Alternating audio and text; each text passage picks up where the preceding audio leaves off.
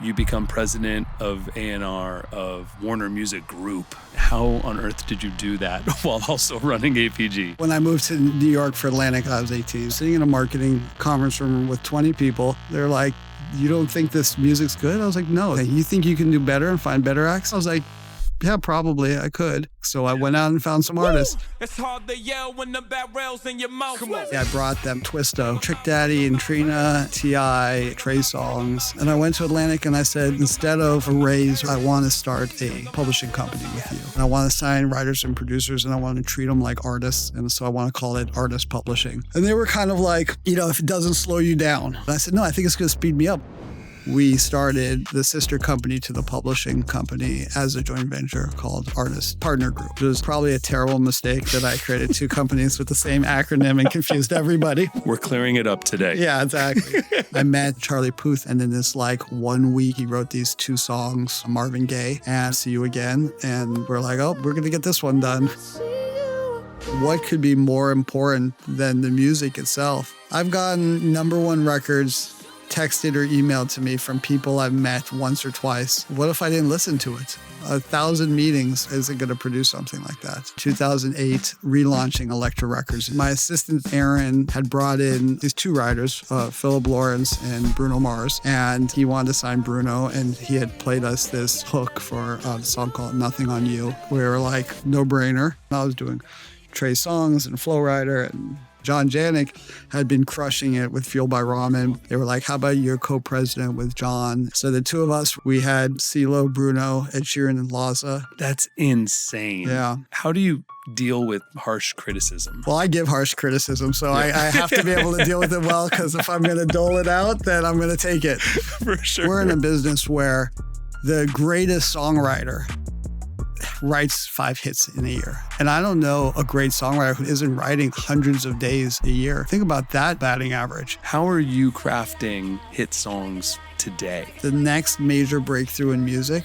is sans screen. There's no rules, and as we talk about AI, it's even worse. The mud that people are stepping in now, not thinking about what's the fallout going to be and the potential repercussions. We're definitely going to have the equivalent of the organic stamp on the front of a record. Made by humans. Artists need to have strong boundaries and they need to prioritize. Who are you sitting with making decisions of how you spend your time? Because that's probably the most important thing. And how do you prioritize what is important and get those things done? A lot of tricks. What are the tricks? Help me, Mike. Go.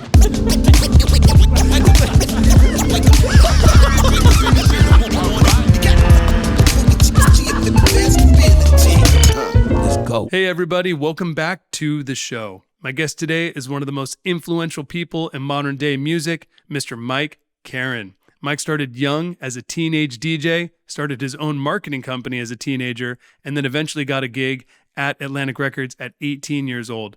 He then becomes the EVP and then eventually becomes the president of A&R of Warner Music Group. Huge gig. He also creates one of the biggest independent music companies in the world, APG. APG stands for Artist Partner Group and Artist Publishing Group. Through his years of being an exec, Mike has signed artists such as Bruno Mars, Ed Sheeran, Charlie Puth, Kehlani, Wiz Khalifa, YoungBoy Never Broke Again, Flo Rida, and so many others. Mike works hard. He works insanely hard, and he loves what he does. You can tell when you talk to him about it, he lights up. He's super passionate about A&Ring, about songwriting, about developing artists, about marketing and releasing artists, and we go deep into that in this interview. We talk all about his career trajectory, how he got to where he is today, how he became president of one of the biggest labels in the world, as well as then starting a company and building it into one of the biggest companies in the world. His work ethic is incredible, and there's a lot to learn in this interview. We talk about what Mike looks for today in signing artists, how to write and craft hit songs today, and of course, we talk all about AI. Mike actually has an incredible perspective and thought on AI and where it's going, so I think there's a lot to learn from that as well. So if you are an artist, a songwriter, an A&R, an executive, a producer, an engineer, or you want to be any of those things, I think you're really going to love this interview. So please just sit back and learn from one of the greats in the business today. I want to give a big thank you to APG. Today I'm using the APG Hype mic. It sounds great. I love it. So thank you so much to APG. If you are watching us for the first time on YouTube, please subscribe.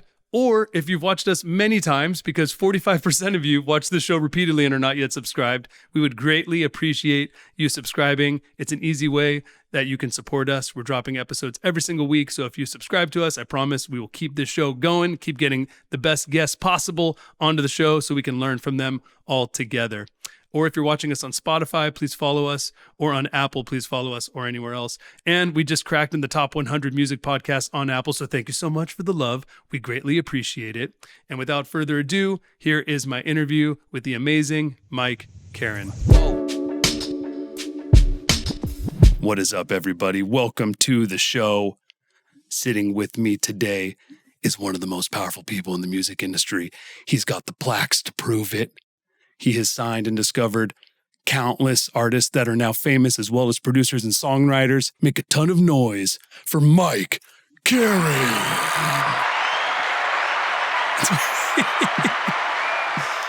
This is a fun pod, Mike. That's impressive. Wow. Is it that impressive? It is. This is my song, Mike. It is. You're in the zone. This is how I write a song. Well, how are you, dude? I'm great. It's Friday. Beautiful day. Everything's good. So we're sitting in your brand new office. Congratulations. Thank you. How does it feel to be in here? Feels great. It feels great. I've just evolved one little home studio setup to, copy room to another thing, and just grown and just gotten better and better. And it's all about, forward progress and momentum. So it feels terrific. Absolutely. And we're here now. So you have APG, the label and the publishing group. Yeah. And it's the biggest publishing label collective group. And incredible work, man. What you've done is just like hats off. You go hard. Thank you. Thank you. I love it. It's not hard because it's a lot of work. Yeah. But it's not hard because it doesn't feel like work. Yeah, absolutely. Yeah. And you started super young. So you were DJing and starting marketing companies as a teenager and all this stuff before you end up at Atlantic. And even at Atlantic, you were what, like 17 by the time you started your career officially in the music industry? Well, yeah. I started DJing, trying to DJ when I was 13 and found my way into high school radio. I got lucky. I was in a high school that had a radio and sort of public access city television. I don't think many people remember public access television, but that was a thing, local community television, and got a chance to, I heard that a representative from a record company came to our high school radio TV station and gave everyone a Michael Jackson album. And I was working in like a store, and everything I was making, I was spending on records to DJ with. So I was like, there's something at the school I could do in school hours that maybe I could get free records and not have to spend every penny I have on vinyl. I'm like, let me look into this. And wound up with my friend Adam starting a radio show and then a music video show, and getting to call all these record labels and entice their artists to come and interview them. And we had this incredible host who went on to become an amazing musician and producer himself. I don't know if this is a through line for this interview ultimately, but the people I met at different stages, I look back on and I'm like, how did we find each other at these different ages and stages with, so many billions of people in the world? Yeah. But our host for that show was this Alan Maman, who went on to become the Alchemist. And and I tell that to people, they're like, how did that happen? I'm like, I have no idea. I'm like, he was our age. He was around, love of music. People found each other. That led to, my show led me to somebody suggesting I do an internship for the summer. And I went from working in this store to a internship at Interscope Records, which was probably in 93, I would say, 93, when they were just with, the Death Row Records and Tupac and this crazy time, and they were on Wilshire and Westwood Boulevard. Mm-hmm. And I take the bus there and had the summer experience I could never forget. Wow. Which led the two people I was working with for on the intern led me to a idea to start a marketing company for high school. So I knew different DJs through sort of DJ communities at like maybe 7 or 8 different high schools in LA. I'm like, I could find someone at 20 other high schools in LA. So I started a high school marketing with, 30 kids at 30 different LA City high schools that would promote music for that, for a label for, I think we'd ask $200 for promoting an artist in all the LA City high schools for like a month or something like that. Do you have entrepreneurial parents? No. My mom was an artist and my dad is a doctor. Where did this come from? Like, where did this entrepreneurial drive as a teenager already realizing, wait, I could find these other people? And you're being a CEO, or managing, you're directing others, like you're compiling and already have a vision and getting people lined up to support you in it. I think it was like common sense and like my sort of theory that everything is relative. So, taking the bus is better than walking. Taking a taxi is better than taking the bus. So like, working in this shop is better than, and having some money for transportation is better than, then interning is better than working in the shop. And then, marketing for labels is better than interning. And it was just, a constant progress of how to just improve and what's the next opportunity. But it was just kind of like everything is actually, there's a quote I heard once that said, if you want the reasons not to do something, ask an expert. And if you want to do it, use common sense. Yeah. And it was just common sense. Oh, the label they want music promoted to high school students. We can figure that out. Yeah. Yeah. Like we want better songs. We can figure that out. Or actually better artists on the label. I mean, that's how my marketing role turned into an A&R role. Right. Was sitting around a conference room. This is a couple labels in, so I could go backwards. But ultimately, Atlantic, it was getting a marketing job, sitting in a marketing conference room with 20 people, and comes around, talks about everybody is needed to tell their plan to promote a record. Yeah. And this record, I said my plan was to point this way. When everyone's looking at that way, I would just shove it in the trash can and forget about it. and I was kidding, but they were like, they're like, you don't think this music's good? I was like, no, it's not good. Wow. It's not good. They think, you think you can do better and find better acts? I thought that was a real question. I thought that was like I was like, yeah, probably I could. And then they said, okay, you do it. And so I thought they were really wanted me to find some acts. So I went out and found some artists because I just thought that everything is doable or, triable. Yeah. And, common sense would be that there is probably better artists out there, and common sense is we probably could find them, and why not try, know? I think the through line is that you're always providing value. It's like problem solving and providing value.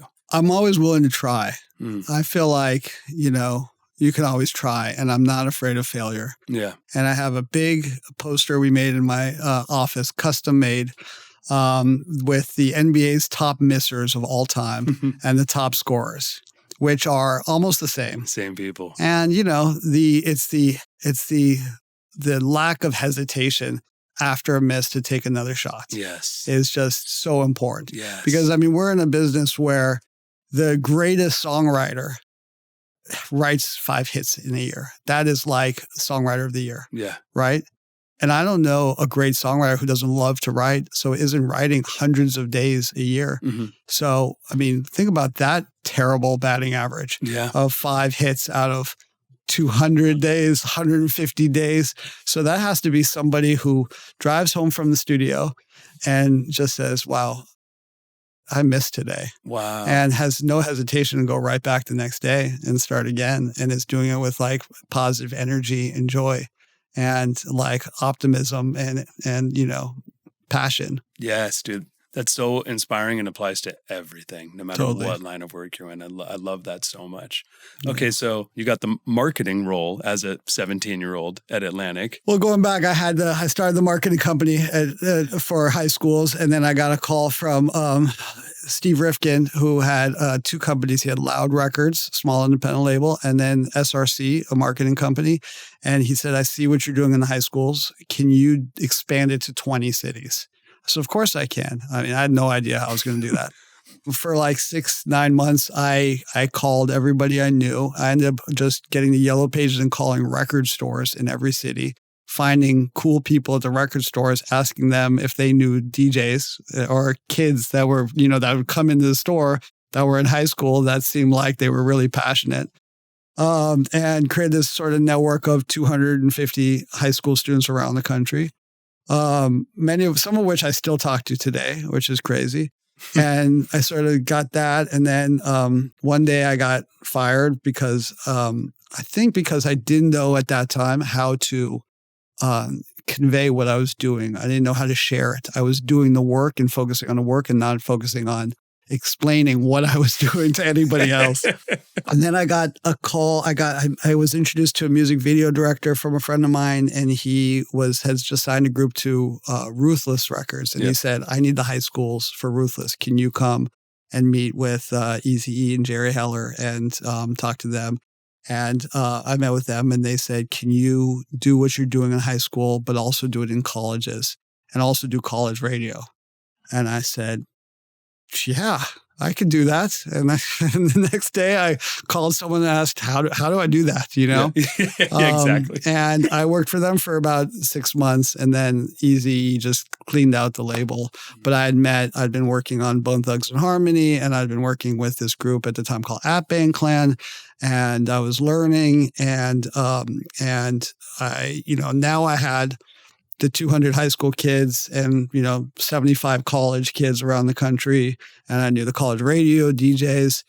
And a friend had just signed his artist that he was managing to Big Beat Records, to Craig KALLMAN. Yeah. And he said, I need the high school and college kids to promote this. Can you meet with Craig KALLMAN and potentially do it for us? So I had just... my dad asked me if I wanted to go see NYU. I was one of the schools I was interested in. He said, do you want to make a trip? And I was like, oh, yeah, I could go out and meet Craig KALLMAN. I thought I could at least. And on this NYU sort of college trip, I met Craig, and he asked me if I wanted to do rap marketing for Big Beat at Atlantic. And Atlantic was the last place label for rap, I think. Yeah. I don't even know if I think he had just signed... Maybe he had just signed Junior Mafia. And that was like the first like legit rap act on Atlantic, like probably ever. And he said, you know what, you can, if you here's a job if you want it. But you'd have to move to New York. And around the time he had offered that, I had gone into NYU, and I was like, this is perfect. I'll go live in New York. I'll go to NYU in the morning. I'll work Atlantic in the day. And, I'll figure out what the marketing at a major record company is, because I'd only been with these independent labels. I mean, Loud was on the top of a second story of this store, one big office for like 30 people. Yeah. And Ruthless was in like Canoga Park, and they had like, guns in the office. And I tried to stay as far away from that office as much as I could. It was not something I could go into details about.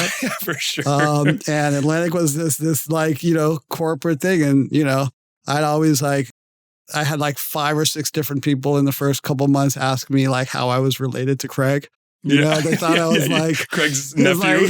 Somebody, and I was like, why are people keep asking me that? I'm like, and that was an amazing learning adventure. I was just, fueled on bagels and coffee, and sometimes sleeping on under my desk, because it was just, exhausted from 7 a.m. and 7 p.m. school and working every hour I can in between. Wow. That's incredible.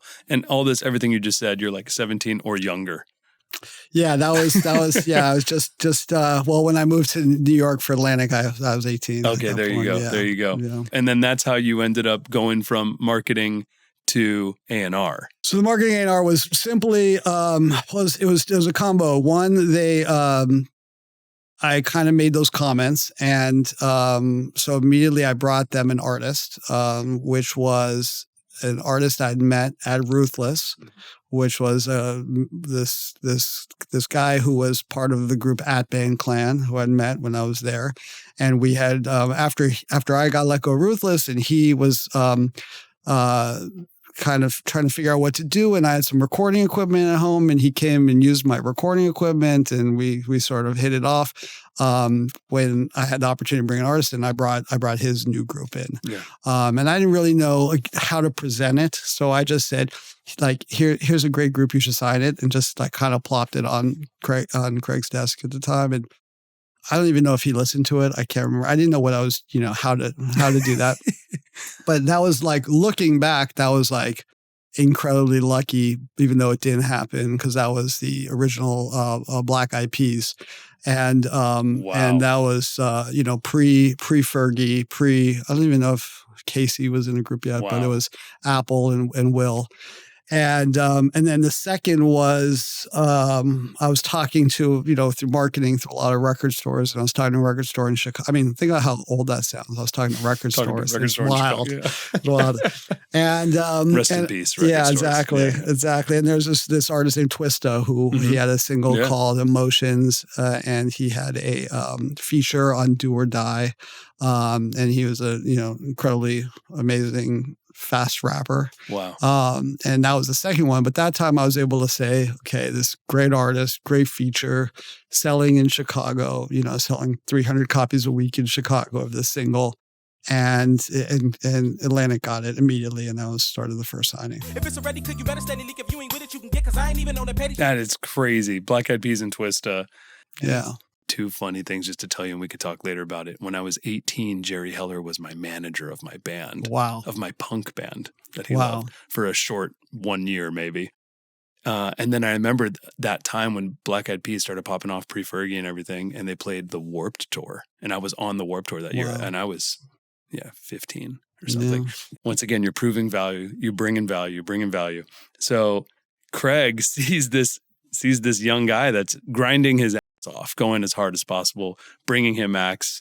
And I'm assuming you're just not saying no. You're like, hey, throw a challenge at me. I'm going to go tackle this. Yeah. And I was like looking for things to do. I mean, I always say for A&R, it's not something you hire someone to do. It's something they're already doing. About the same time, I was talking to a friend at Delicious Vinyl Records, and I loved Delicious because they had this group, the PHARCYDE, that I loved. Yeah, absolutely. And I was always asking, and I would say, what's next for the PHARCYDE? And they said, well, I think we're going to do some remixes for their next single. I said, can I help? I can get 10 people to remix the song, like great producers to remix it. And I've never done that before, but she was like, sure. I was like, send 10 DAT acapellas. And I called producers and I got them to remix it. And then I did a remix myself, and I positioned my remix to third on the compilation of the remixes. Nice. And I sent it in, and for some reason they picked my remix as the remix. That's amazing.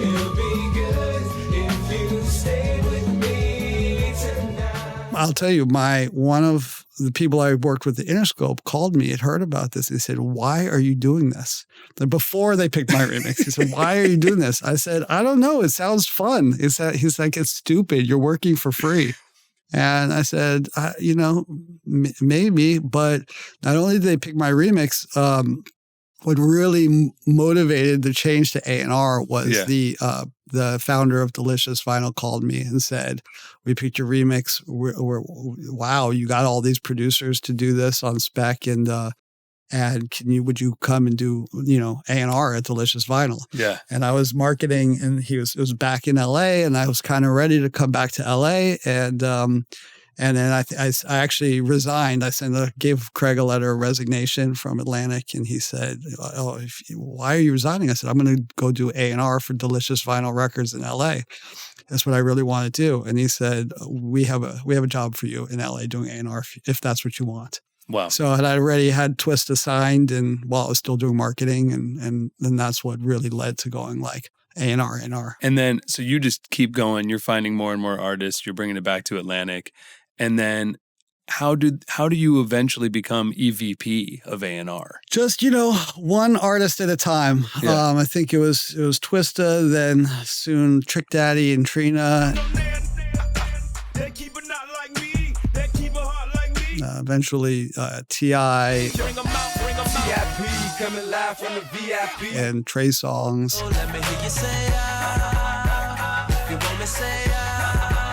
It was one step manager, then director, senior director, VP, just over, consistently going on. I think I had a big advantage, which was several times, I would get offers to go to another record company and leave. And I, and the grass was always greener. Yeah, yeah. But I always thought that I had a good relationship and I was watching ATANIC getting better. And I was kind of a big fish in a small pond because ATANIC had very few urban A&Rs or hip hop. And you're signing T.I. and Trey Songz and Flo Rida and like all these things are like. Yeah. I didn't have much internal competition. So I always really looked at it holistically. But what really benefited me was that staying in the same company for so long. Artists I signed that took 3, 4, 5 years to break, I was still around for the breaking point. Like Trey Songz, broke on his third album. With like B.O.B, it took 4 years. I signed this. I was like, my favorite act at the time was Outkast, and I was like, I want to work with Outkast, and I saw this college group from Kentucky called NAPPY Roots, and I said, they're not Outkast, but they're close. I can make an Outkast album with NAPPY Roots. I can do this, and had the greatest time making this album. Went to Nashville. Just by the way, I'd never been like experienced going to Nashville where you're like, I want a funky bass player. Like I wanted the first and you said, what time do you want them? 3:00. Okay, at 2:00, these pedals and these basses show up. Like I was like, this is incredible, And then it was like Instacart, like 20 years before. And then 2:55, this incredible bass player comes in, picks his gears all set up. He's like, what do you want me to play? And just knocks it out of the park. And I'd never experienced anything so professional and like precise, and had this incredible time making this NAPPY Roots album. And then watched these guys go to get 2 Grammy nominations, 2 MTV Award nominations, like all this amazing stuff from 0 to 60. Yeah. Was such an experience, and then watched it crash like the next year when they couldn't get along, 6 guys. And they were just, and by the way, when I signed them, they had no manager, and I brought them to 30 managers, and every single manager said, 6-man rap group, no thank you. It's one artist is hard to manage, 2, 3, and we could talk all day about how hard it is to keep groups together. Now, but 6, they knew more than I did at the time. Yeah. But I watched that first album was just such a joy, and then the second album was so difficult. It was like, and I wasn't prepared for it. I wish now I would have known what to do to some extent. I think, but it was a great time. You just had to take that heartbreak and just keep going. Yeah, 6-person democracy is. Led to 6 people being on every song. It was just impossible. 6 verses. Yeah. 6 verses. That's a lot, man. Wow. And now you're EVP at that point? Yeah, I was probably EVP. I was probably SVP or EVP going into this is around 2004. I've been there like 9 years. Yeah. And I needed a new challenge, and I didn't want to leave, but I wasn't really ready for whatever the next thing was. And so I said, I realized along those years, publishers would call me and they'd say, who are you working with? And I'd be like, oh, I'm working with this person, which any of them not published. I'd say, sure, this guy. And I'd get a call, oh, hey, thanks for referring me to this publisher. They gave me a massive check and I'm so happy. I'm like, okay, cool. And then 3 months, 4 months later, they'd call me and they'd say, I got that big check from them, but they don't do anything for me. Would you manage me? And I'd say, I'm not a manager. I can't do that. And I started to see this pattern over and over and over. And I started seeing this situation where the writers and the producers weren't getting the service that artists were getting from A&Rs. What I was doing for my A&Rs, they weren't getting, and they wanted. Yeah. And I said, I think I can do this. And I went to Atlantic and I said, look, instead of like a raise or a promotion, like I want to start a publishing company with you. Yeah. And I want it to be an A&R driven publishing company. And I want to sign writers and producers and I want to treat them like artists. And so I want to call it artist publishing, even though I'm not going to sign any artists in the traditional sense. I'm only signing writers and producers, but I'm going to give them the creative services that I give an artist. And they were kind of like, if it doesn't slow you down, like if you can do it. I said, no, I think it's going to speed me up. I'm going to build like a little community and it's going to be only people that I would want to use on our records. And I think are tremendous talents. Yeah. And I never, thought about it being more than providing a service and starting a niche thing that was, just high quality for a small group of writers. And just 20 years, it just grew from just trying to keep it high service and creative as possible. Wow. And yeah. So you started Artist Publishing Group first before you hit that next role. Yeah. So it was so weird. So I was known as this marketing kid. And then that took me till I'd been doing A&R for a lot of hip hop A&R for 5-10 years. Yeah. Then I was pigeonholed as this hip hop A&R, and no one could see. And I have taste that's different than that, but beyond that.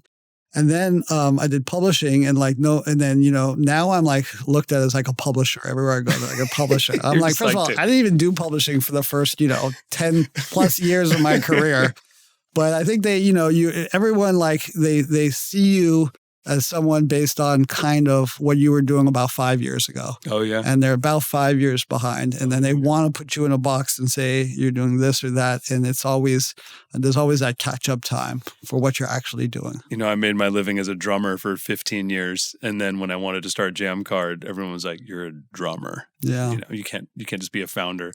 And then now I'm 8 years in on Jam Card and people forgot I'm a drummer. Yeah. Yeah, dude. Yeah. Okay, so when you did that, did Atlantic invest in APG or did they own APG or was it how did that work? So you're still an employee of theirs, but you're starting a company. Yeah, that was a joint venture. It started as a joint venture and we did it together. And, I quite frankly would have kept it a joint venture if they, had been more excited about it. But it's weird with records and publishing. It's really separate. And there's people who know.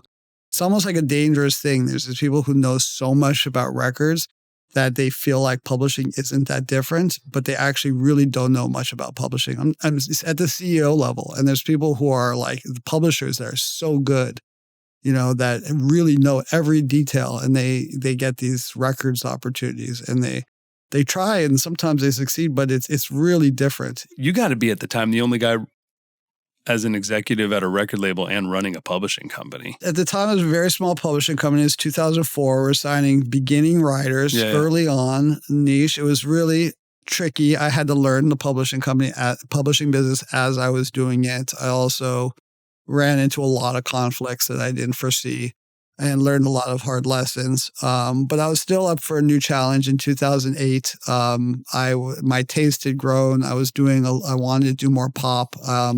And I was looking for another challenge, and I don't remember how it came up, but ELEKTRA Records had been made dormant in 2004. Mm-hmm. And this idea came of relaunching ELEKTRA Records in 2008, just as a one-man company within Atlantic.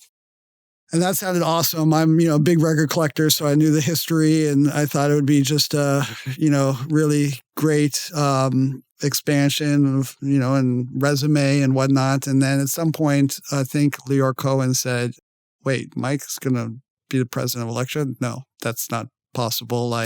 He does hip hop and ELEKTRA. Let's find a co-president. Let's find a co-president who wants something else." And John JANICK had been crushing it with Fueled by Ramen. Yeah. And his tastes were, beyond that. And he wanted to get more into pop. And so they were like, how about you're co-president with John? And you guys, you both have your day jobs and this could be your night gig that you do together. So the two of us were the only employees of kind of part-time employees of ELEKTRA. Wow. And Craig had just signed CeELO Green, and I had a great relationship with him and had made some records with him. And I said, what about CeELO being the first artist on ELEKTRA? And they liked that idea. And then my assistant at the time, Aaron, was like, had brought in, this writer we were using on a lot of stuff that was tremendous. These two writers, Philip Lawrence and Bruno Mars. And he wanted to sign Bruno, and he had played us this hook for the song called Nothing on You. Wow. We were like, no brainer. Yeah. And then soon after that, as soon as I signed, the next one was the Bonettas had this great artist, Liza Morgan was a part of, child of the Morgan heritage. Yeah. And then I'd found this artist in the UK that our UK label was talking to also, and partnered with them to sign. And I'd handle the US and they'd handle the rest of the world, and which was Ed Sheeran. So we kicked ELEKTRA off. John was like doing, Gym Class Heroes and Paramore and that stuff on Feel About Robin. I was doing Trey Songz and Flo Rida and, all the stuff, Trick Daddy. And then we, as this, side gig, we had CEELO, Bruno, Ed Sheeran, and Liza. And that was like no other experience. That's insane. Yeah, it was cool. It was really cool. I'm excited to let you know that we built the most requested feature in JamCard, and it's out now. And it is our first job board. If you're a JamCard member, update the JamCard app, and you will see at the bottom, jobs. Click that, and you can see a bunch of different job opportunities, and you can apply for those jobs. Also, if you are looking to hire someone or contract them, whether it's for a tour or a recording session or for a brand collaboration, you can also post your own opportunities in there. So JamCard members, go update the app and you can see the new jobs feature. If you are a music professional and you are not yet a JamCard member, make sure to go to jamcard.com and you can apply to join the biggest and best network in the music industry for free. jamcard.com.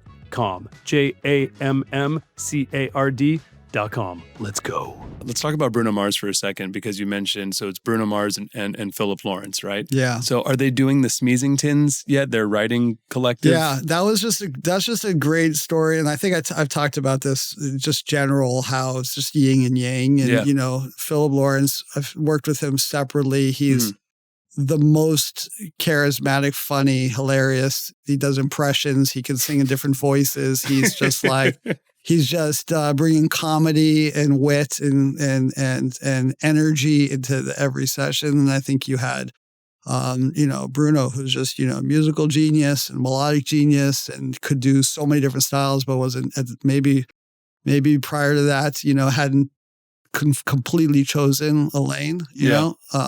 And maybe his lane is no lane, right. Unorthodox jukebox that he is. And then they found like Ari Levine, who's like just really technical, great with drums, great with samples and flipping things. And like, as they came together, I think the first song they placed, or maybe it was one of the first songs they did, was this Brandy song. That was tremendous. And then, they never really missed. They were just like, I think 9 out of 10 songs they would do were just excellent and would place all. And if he didn't become the artist, they would have just been like, Max Martin, MXM powerhouse, endless smashes, because they were just in that zone. It was like, it was like Aaron was in the studio all the time with them, and just tremendous relationship. And I was like, it was just, I don't know. So it's how it should be, I guess, where everybody knows their roles and you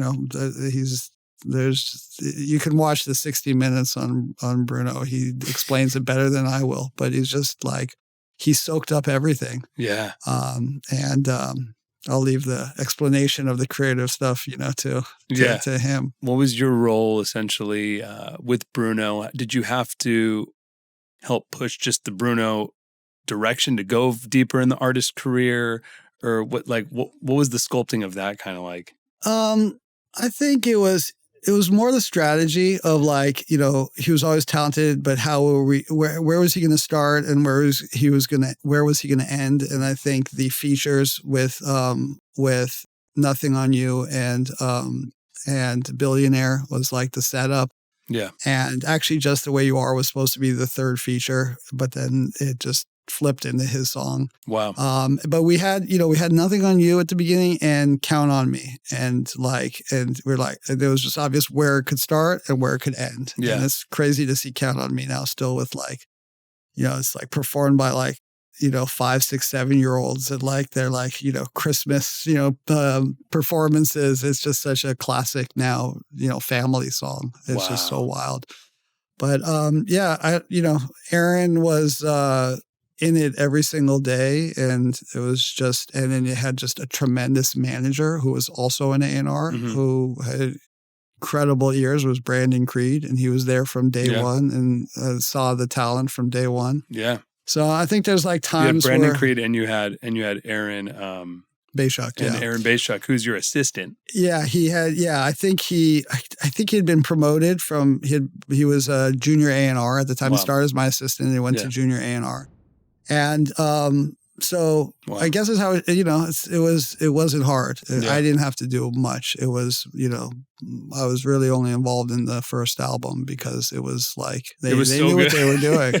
And the team was dialed in. Yeah, but I think it's also it was a lot to do with the fact that they were producing and writing for others. Right. But they got to see other artists' mistakes and choices, and they got to see it from the industry perspective. For sure. Before they were thrust into the artist, you know, perspective. What was it like being a co-president and working alongside someone? Things aren't what they seem, right? The title of a co-president or a CEO or anything is subjective. It's, you know, we were doing that really, it was our secondary roles. At that time, I was the, you know, SVP or EVP of A&R Atlantic, doing mostly urban music. I was doing pop music with ELEKTRA. I was doing the publishing business for like niche producers and writers. And probably, you know, soon after that, I started, you know, saw the EDM rise, and through Flo Rida, I started doing some EDM and met David Guetta and started collaborating a lot with him, which eventually led into this, you know, co-management A&R role with him, which was such a fun experience. He's such a tremendous person, human being, such work ethic, such passion for music. Like he cares about, you know, what he does. And it was just, and so open-minded, and he gave us so much liberty. And we were just like randomly dialing people to try and experiment in making songs with. I mean, when we brought Sia into Titanium to do Titanium, that song, she wrote it for Alicia Keys, who decided not to do it. And, you know, it was one of probably 200 people that we had called. Wow. We even had I could say something, but I might decide to not use it. Just say it. Let me think about it. But we were calling everybody. We tried, you know, Sia, we tried, we one day we were like, okay, how about Sheeran Jones? She's awesome. Yeah. Sheeran Jones, the Dap Kings. Yeah. And somebody misunderstood it. And one day, Sharon Stone came to the studio, and who's a songwriter. Yeah, and sings. And it's awesome. And it has great energy, great personality. And we were like, this is great. Let's see what she does. And we're like, I don't know how that happened. And it's like, Titanium. The hardest vocal to sing. No, not to sing Titanium. Not sorry. Just to write songs. Okay, bringing in Sharon Jones to write, and you know, Sharon Stone. But that's also the. You know, a lot of this is luck of growing up in LA at the right time too. Right. And the fact that, you know, you could call anybody and they would eventually be in town on tour or something, or So wait, were you talking about David Guetta having the track Titanium and before Sia wrote on it and sang it. Yeah, I met David Guetta. We were, I was doing Flo Rida, and, obviously I always watch what Black Eyed Peas are doing, and I'm watching the EDM stuff. And I reached out to him and asked him for tracks, and got 2 songs written. One was called Club Can't Handle Me, and one was called Where Them Girls At. And he was like, how did you do this so fast? And I said, well, next time you come to LA, come to the, studio. And we had these 2 writing rooms at the back of Paramount Studios. And we would run, 2 sessions each and do like a noon to 8 and an 8 to 3 each day in each room. Yeah. Sometimes we'd book a 3rd room there. And I just walk back and forth between rooms, and I'd make phone calls from the kitchen. And when he was in town, he came, and I walked him in one room where I had a session going, and then the other room, and giving feedback. And he was like, you have to do this for me all the time, and he said, you can have Club Can't Handle Me. I'll keep Where Them Girls At. And then, which led into this relationship and doing, all these records with him and trying. And he was just like, anybody you want, try, get songs written, experiment creatively. He would go really with his instinct. He wanted big features, but if it was an incredible voice and incredible performance, that was always most important. And he would bring, he brought Nile Rodgers to the studio. He brought Avicii to the studio, Afrojack. It was, he was just like the most collaborative person. And it was a really fun experience, and almost hard to work with other EDM and electronic producers, because none of them were as open-minded and as song forward and as communicative and excited as he is. He's like, he has the excitement of like a 12-year-old on Christmas. He's just ready to go for, he's great. That's a whole other mindset, though, the EDM world, that producer world too. That's just like, it's a different mentality, different world, different energy, late nights, super late nights, and a little bit of sleep. I couldn't keep up. It's hard. And time zones and everything, and very hard. For those who are prolific and like release a lot of songs, to do that while they're touring and traveling in hours is really, you have to be like a marathon athlete. It is really, no one talks about that. Like to succeed as an artist now, it's like you have to be like durable. You have to have, I remind everybody, you have to write, record, rehearse, tour, make content, like live your life so you have something to write about, right? Take physical health and mental health. Like you have, and we haven't even talked about stage production, merch, the 19 million other things a record label will ask you to do. And usually the music suffers. Yes. Unless like an artist has really strong boundaries, which they need to have strong boundaries, and they need to prioritize. And, the decisions of what to do with your time are the most important decisions an artist will have to make. Wow. And people sometimes talk about managers, and they talk about, well, what can the manager bring? What opportunities can they bring? It's like, that's important that they bring opportunities, but who are you sitting with making decisions of how you spend your time? Yes. And strategizing with that, because that's probably the most important thing. Absolutely. That's a constant struggle. It's one of the hardest things ever. It's just how do you choose what's important? How do you prioritize when you have a fire hose hitting you of endless things? All right, 2012. You become president of A&R of Warner Music Group. Yeah. The whole thing, looking over all the labels and everything. How did that feel? How did that change your life? And how on earth did you do that while also running APG? Well, that was actually 3 things happened at the same time there. One was I sort of hit my ceiling at Atlantic. And second, the publishing, APG publishing had hit this sort of inflection point. Like it needed to grow. It needed to be staffed. It needed to do, to expand. And third, it had 2008, I became the ELEKTRA. I took on, 2004, I taken on APG. 2008, I had done ELEKTRA. 2012, I was ready for like a new challenge. Yeah.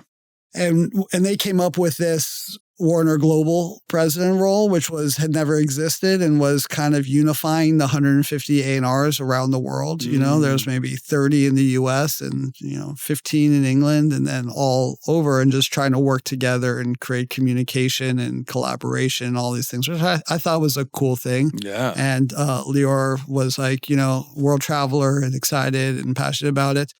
But also that was the same time where the choice at the time that they made about the publishing was to essentially, sell me their share of the publishing company back, their half, so I could run it independently and grow it in the way I wanted to.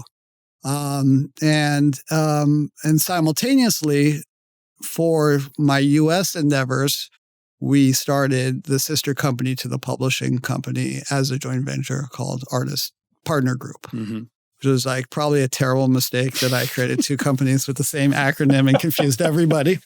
And we're clearing it up today. Yeah, exactly. Because then you say APG Publishing, but the P is publishing. And then, okay, so whatever.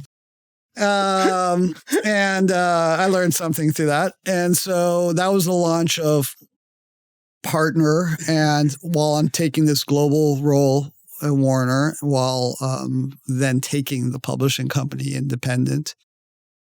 But, I was up for it. You have a lot on your plate, and then you just, write it all down, break it up into small pieces and make a list and start knocking things off the list, and we did that. And so that was tremendous. So you're a list guy.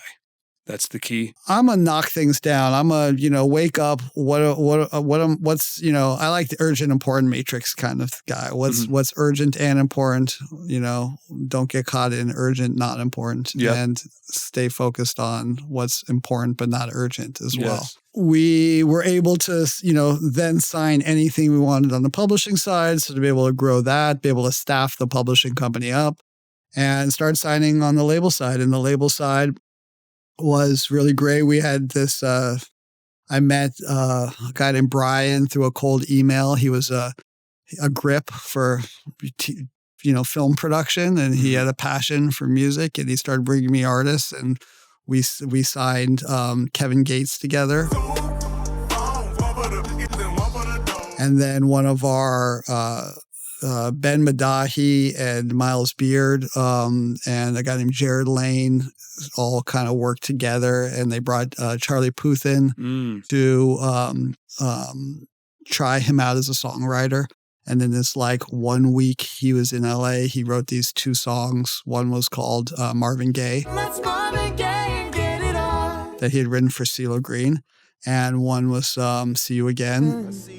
We've come a long way from where we began. We're like, we're going to get this one done, Wow. And signed him first as a songwriter. So that's how you met Charlie. Yeah. He had this song, I think, that they had found online that we ended up turning into a Lil Wayne song much later, but it was called Instagram Models. These Instagram models. And it was just a sign of what, he kind of could do. He was an interesting story. Charlie should do his own version of this. It'll be much more interesting. But I will say what was fascinating about Charlie is that he had been discovered doing covers. Yeah. And he had been signed to Ellen DeGeneres' company, Interscope, doing covers. And they had put him with one of No Doubt's producers to make an album with of songs he didn't write. And at that time, he really didn't write songs. It wasn't a thing. That's at least what he had told me. Yeah. And he didn't really start writing songs till, really after Interscope, which was, maybe it was 22, right?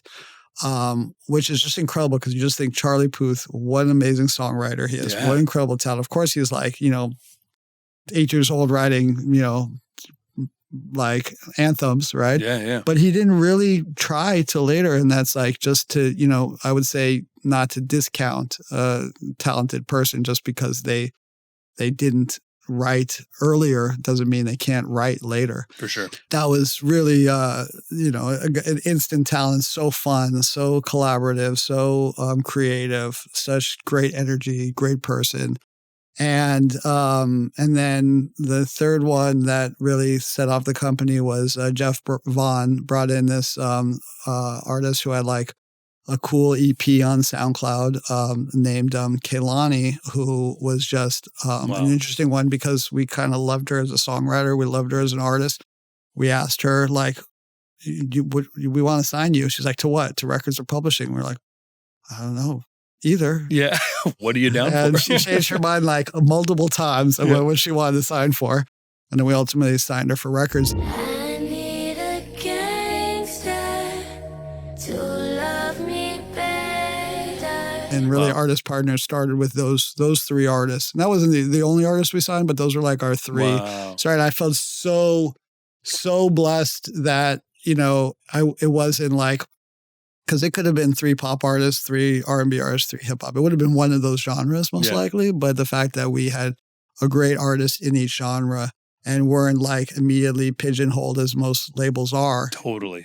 To a single genre was the most happy thing. It was like, it was a huge relief. Wow. And it was not by design. It was just by, I say the labels are, you create a label around artists. Mm-hmm. You have to have enough of an infrastructure to attract great artists and have to be a place that is great artists want to sign to. Yes. But you then build and grow and change and add to the company based on who you sign. Yes. And I tell artists, the artists we sign, we will be asking questions of the people we're interviewing for future jobs. What's your thoughts on this artist? What are your ideas for these artists? And if they're not passionate and they don't have, something to add for those specific artists, then they're not coming to work here. Yeah. And we will build the company and are in real time building a company around the artists we sign, as I believe all companies should. Wow. But many, many don't. Wow. From your perspective, of course, different than Charlie's, but what was your role in shaping him and producing See You Again and having that launch come out? I mean, See You Again was a unique thing. He, both records, like See You Again, he didn't write, with the plan of being on it. He just had a magic that was there that no other artist who cut it, and several did cut it, could match. Wow. It was just, meant to be. And there was a lot of disputes on what the film studio, soundtracks are incredibly difficult because you have a director, a music supervisor, film company, label, bar, so many opinions, and it has to work to picture. And what works to picture? It's all just an opinion, right? And but I think that was it worked out, and that was all you can ask for. We had like Nothing on You with Bob to set off Bruno. We had See You Again to set off Charlie. There's just a great feature is just the best, opening act slot you could ever have. I would put it on, at there with like, like opening for Taylor or something tremendous like that. Yeah. It's just have that kind of a showcase is incredible. Oh man. Yeah. I remember when that dropped and it changed everything. Yeah. Would love to talk about crediting. I think this is an important conversation and for me to understand as a non-A&R. So when does an A&R get credit for songwriting and or producing? And when should they actually? What do you think about that? Yeah, it's really hard. Because, I produce as for a hobby. I've been producing for, 30 years. Nothing is more fun than producing and writing. But there's a point at which if you are going to put your ideas out there and ask for for the credit and for the financial, compensation, then, creatives will sometimes say, what is your motive for doing this? Is it because you think it's the best idea and the right thing to do, or are you in your own self-interest? Yeah. So I learned to really not ask for credit or publishing or anything unless the collaborators come to me and they say, you really need to take this. Like we want you on the credits. We want you doing this because you did this, right? So I look back, sometimes I'm like, there's things that are maybe I should have taken credit, but I mean, like, who cares? Yeah. I have my own career. It's not my, first thing. But, and then, there's so many things that go on. There's just a lot of, records are made many, many, many years before they come out. Yeah. There's songs that we forget about. We did this David Guetta Blue record like in 2018. I totally forgot about it. Like somehow BB like resurfaced it in 22 and teased it, and it came out. If you had to ask me who worked on that, I wouldn't remember. Yeah. I'd have to look back in emails and texts and all these things, and I would just say, you got to like put it in writing or something, sure. just not because of nefarious, but because people forget. And it's hard to remember in these years later that things were worked on. And there's also there's not hard rules to certain things. There's a lot of opinion if somebody started a track with a sample and then didn't finish it. There's a song written on it. 6 years later, somebody wants to do something with the song. They completely replace the track and create a new track. How does the original producer participate when the sample they put in was taken out? So a zillion different People scenarios. have to deal with that all the time. And and a lot of times, I'll get the blame for like some decision, and I'm, just it's really not my decision to make. It's there's 8 creative people involved. Sometimes 10 managers, 12 publishers. A mom, a dad, and some other random person who has an opinion. Speaking of that, how do you deal with harsh criticism?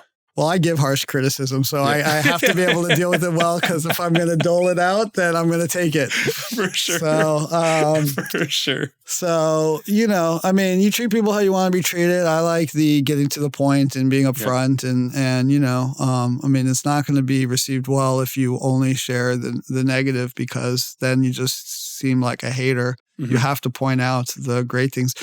I wouldn't give criticism on a song that I didn't like. Yeah. Why would I waste time on giving notes and feedbacks and ideas and suggestions on something I wasn't passionate about? That would be just like the most pointless thing ever. So sometimes you have to remember to make sure you say, I love this song, and I think it has this tremendous magic and potential, which is why I think, maybe we don't need the 9-minute solo on it, maybe. Get rid of the solo always. And I've said some things in the past that I regret so much that I just didn't understand, like at the time, just about, the artist being artists, and when, I really learned this better about when to say what and to, first ask, hey, what time did you go to bed last night? Or let's not have this conversation at 2 a.m, or, what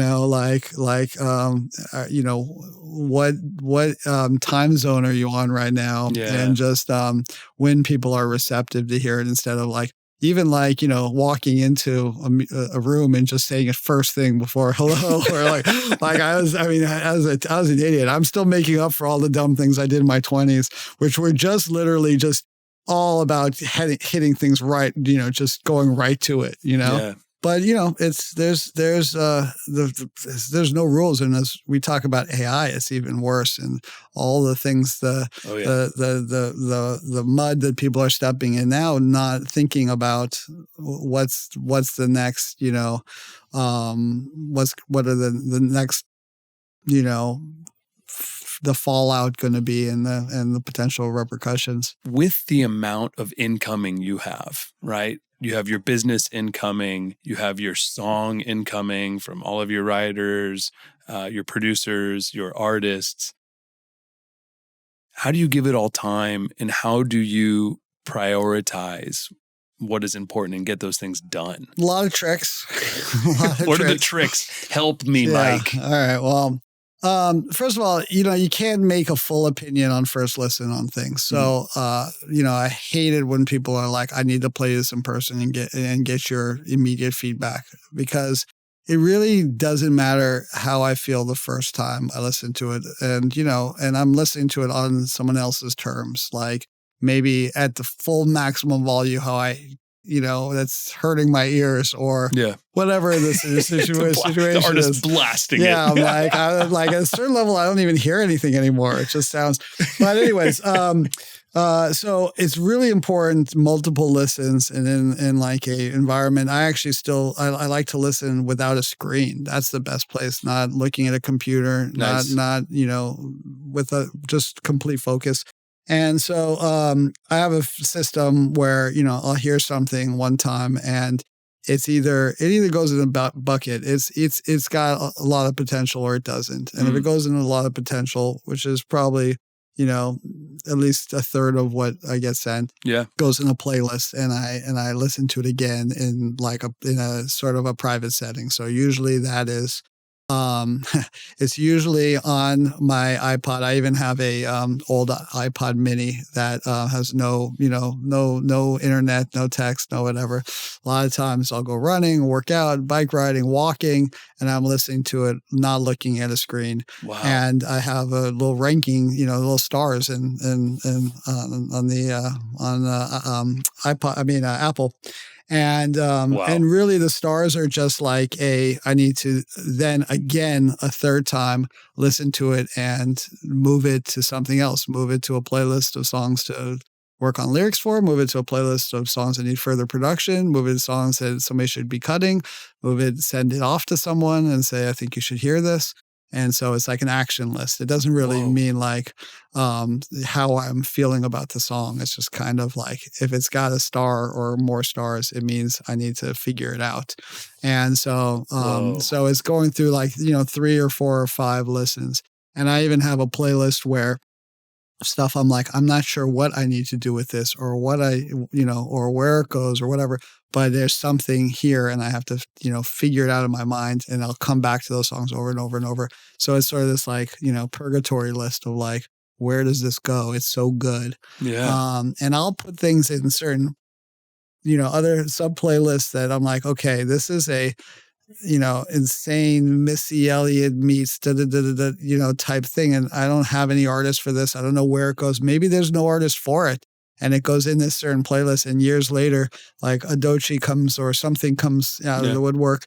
And I go, oh, I have a playlist of songs or tracks ready for this artist. I just, I knew they would come eventually. And I put it in this place waiting for that artist to kind of emerge. Where is this? What platform is this playlist on? So I've tried everything. I've tried like, Disco and Entitled and Dropboxes and I still can't beat Apple Music for organizing and for also, no delay on playing things, the queuing up and all of those things. And it's such annoying because I have to rip it from Spotify, from SoundCloud, from private links. Like I have to because by the way, links are terrible. They disappear. Somebody says your private link, then it's down the other day. They remove it. So I'm like, and I pull songs up from 10 years ago that are incredible songs and place them or cut them or whatever. Like most songs don't get dated. The production gets dated. The vocal performances get out of vogue. But we sit on things for years that like are incredible. I really ask writers, I'm like, give me a huge folder of all your favorite songs from the last 10 years. Let me go through 500 songs and listen for something great. How do you do this, Mike, while running companies? What percent of your time are you listening to music? It's got to be like a lot. Look, we're a music company. That is our product. It's like what could be more important than the music itself? Yep. And it's like I've gotten #1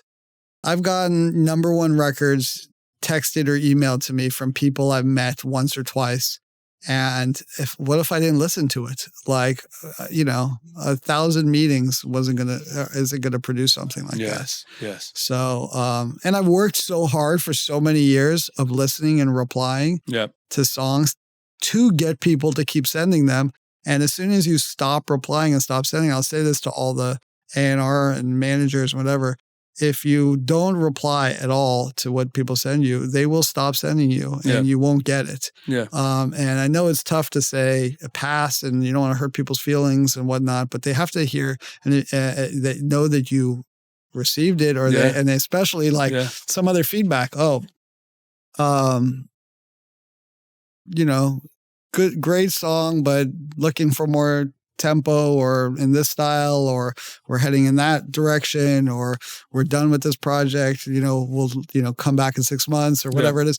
Just something to know that the little respect to show that they care. If you want to keep that going, For sure. and it's amazing how many people don't reply, and it's amazing how fast CEOs of major companies like reply, and some of the junior people don't. Yes. Like sometimes a CEO will reply in a couple of hours, and the junior guy will reply in like 2 weeks, and they'll be like, wow. Yeah. Like maybe that's why they're the CEO, and maybe that's why they're junior. And you'll see the people that ascend and the communication skills that are, come with that. All right, there's a few directions I want to bring this in. So, okay, let's bring it to today. So, obviously, you have watched the industry change so much. You've watched A&R completely change, right? From real hand-holding A&R. Now, granted, you have a company and it's independent, it's yours, so I'm sure you're still doing it your way compared to whatever is like industry standard of today of just looking at data or what already is hitting. You're still crafting songs, right? Like, so how are you crafting hit songs today? Every artist is so different. Every songwriter is different. Every producer is different. It has to be custom. And the biggest issue we have in the industry is, because it's digital, because you're not like loading up on CDs and physical goods that are clogging up your warehouse or getting returns, companies will just sign and sign and sign and sign and sign. And they just don't have the manpower or time to pay attention and to come up with a customized plan. And I've seen plans from record companies that on the 4th page, the song or artist name is wrong, and basically means they took some other artist plan and they changed the name and changed the dates on it and changed the song title, but they forgot to change it on the 4th or 5th page. Right. Because they didn't even get to the 4th or 5th page. And it's just, when you talk about copy and paste and they talk about these formula plans, it's the problem. And it's not that at every record, I know people at every major company, and there are incredible people at all those companies who got in the business for the right reason, passionate, care, have great taste, have great skills. But a lot of them are they're underwater. They just can't return all the calls. They just have so many artists. They don't have the time to put into it. So one is a discipline of not taking on too many artists or too many writers, having enough staff to support it and people who are passionate and who care. And then creating a completely different environment and mode and system for what Kehlani needed, who was such a tremendous writer, or Charlie Puth needed, who would collaborate, but at most need one person and never wouldn't thrive in a big room, versus an artist like David Guetta or Flo Rida that just wanted us to present ideas and that they would cherry pick and customize. And it'd just be making a custom plan and strategy that's appropriate for that person, and creating this sort of inspiration loop that I'm really into, which is and I learned this from it's funny, when I ran into a guy named Rich Isaacson, who was, at the time, he was running Def Jam. But he was GM of Loud when I worked there, and which I had worked for 9 months when I was 16 and got fired. And when I saw him, I said, "Hey, Rich, you remember you fired me for making $100 a week?" And he said, "Mike, no, you don't remember. You were getting paid $100 every 2 weeks. You were making $50 a week when we fired you." And And at the end of the day, it's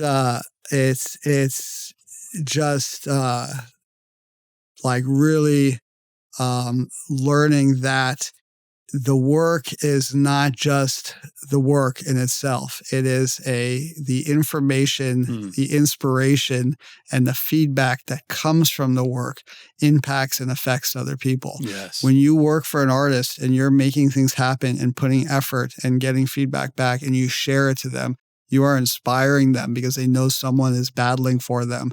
And when they are excited to go back to the studio because they know then they're gonna give you music again, and you're gonna get the music out. You're gonna make things happen, and you're gonna give them the information, both positive and negative, to be able to like encourage them, but also for them to learn and grow. And this loop of but it doesn't happen if you just say, I'm gonna do this. I'm not telling everybody. I don't need to prove. I don't need to show my receipts. I don't need to prove that I'm doing things. Well, if you're not maximizing what you're creating with that effort, and you're keeping it with yourself. And by the way, if you don't share the information that you get, then you can't expect the people to agree with your opinion on things, because they don't have the same information that you had to come to that conclusion.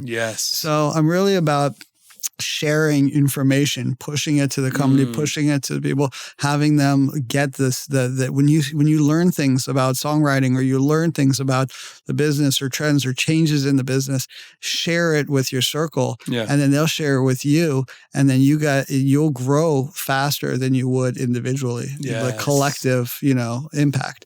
So that's really, really important. And then you start making the similar decisions with that an artist is going to make with the same information versus arguing, because you're both aware of what's going on. Same thing with like music. One of the things I learned about music is like, artists listen to so much music when they're young, and then when they get busy, a lot of artists aren't listening to as much music, new music. So I'm trying to also share what's going on in the music. And you see the artists who have the longest careers. You look at Elton John. Elton John's always paying attention to new music. He has a radio show. He doesn't need to do that. He's so excited to share, great artists. He's like, and that's why that sort of passion for music and that thing has kept him relevant for 60 years. And that's why he chooses a young producer like Andrew Watt. And just the energy around that, and the musical karma you get from that is so great. So So one final thing on this, and then I want to touch on AI. I want to get into it for a minute, but we've talked a lot about how you handle artists and producers and songwriters and everything. But what about employees and team members, right? You've had so many people under you for so long, and that's so important. Is it the same in terms of these approaches that you take to artists? Same with your employees? It's the same. It's a little easier because you're around everyone. You don't have to make as much an effort to communicate because you're in the same room a lot. You're sharing more experiences. But I'm just as passionate about that. And I'm so incredibly proud of the artists and writers, but I'm so proud of the executives that we've helped and seen grow. And there's tremendous A&R people and label CEOs and presidents at almost every company that I've helped, in top managers and that have worked and interned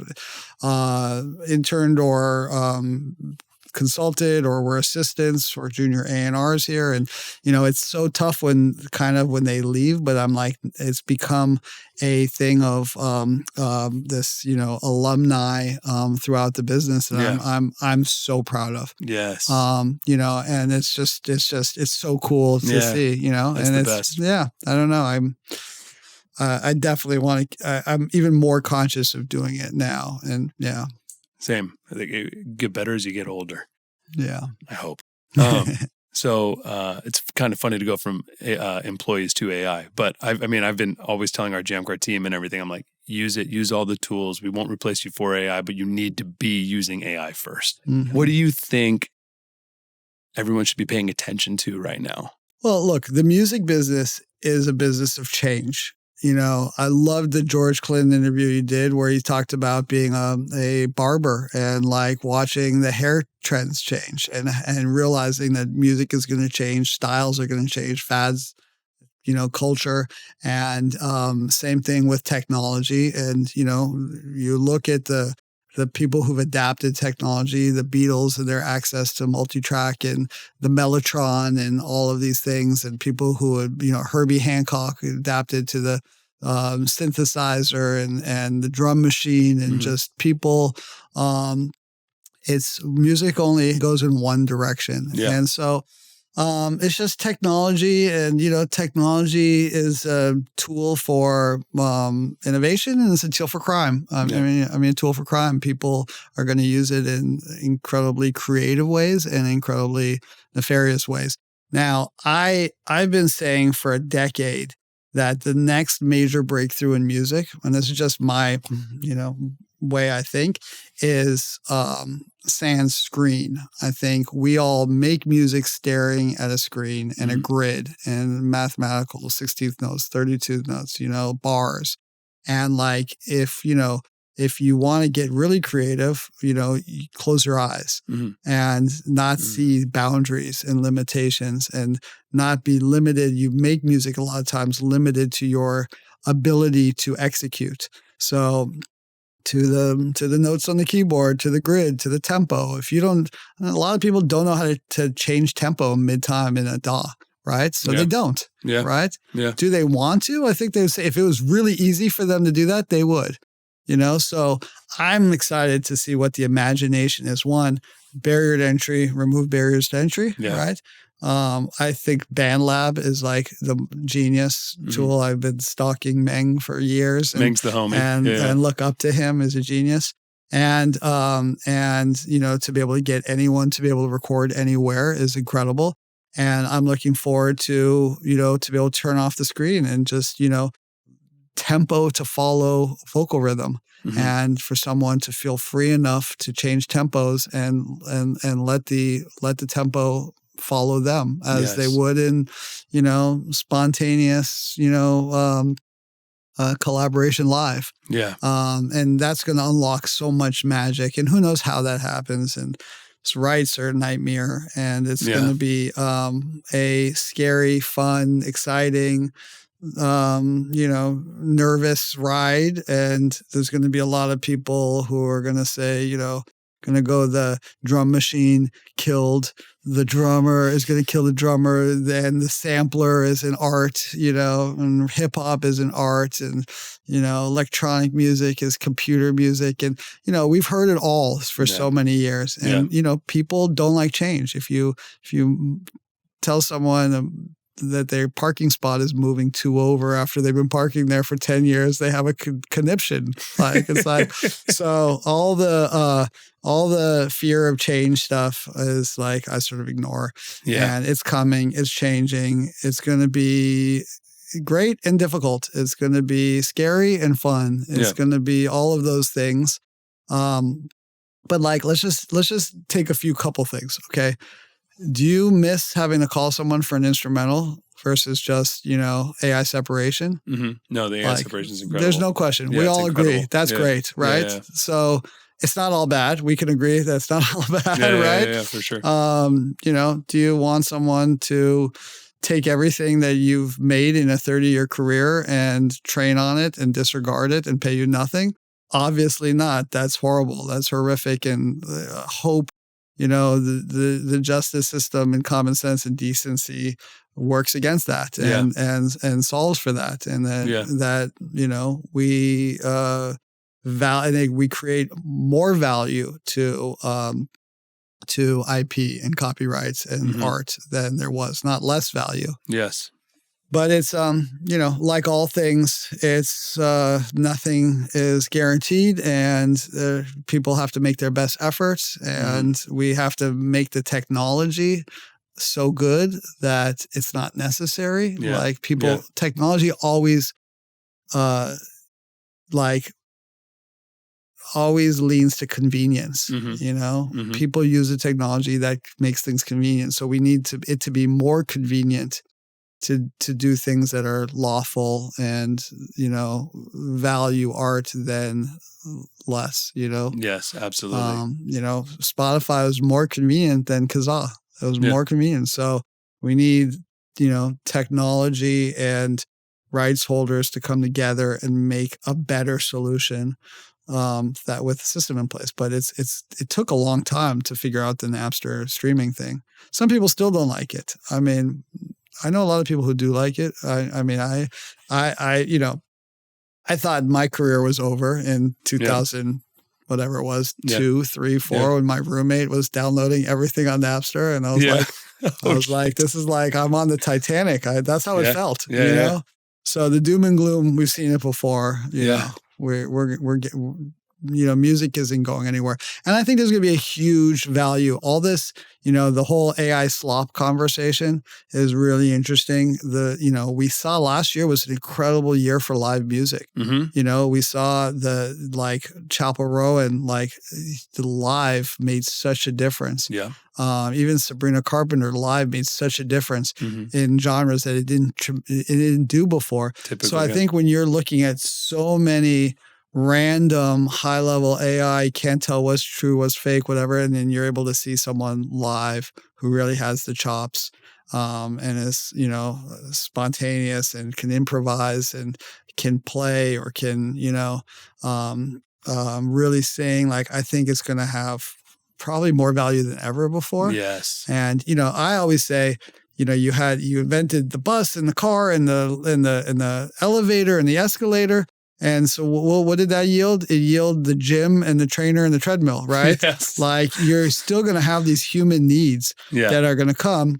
Solve for one thing, you create another thing. So you had all this technology in food.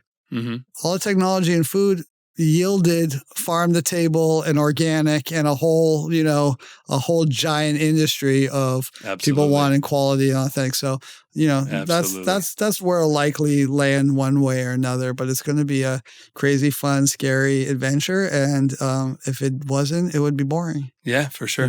We're definitely going to have the equivalent of the organic stamp on the front of a record made by humans. Well, thank you so much for your time, bro. I could talk to you for hours more, and maybe we'll get to another time. But my pleasure. I'm glad we got to get together, man. Thank you. And thank you for doing this and for what you do for music. I appreciate you. My pleasure. Mike Caren, APG, let's go.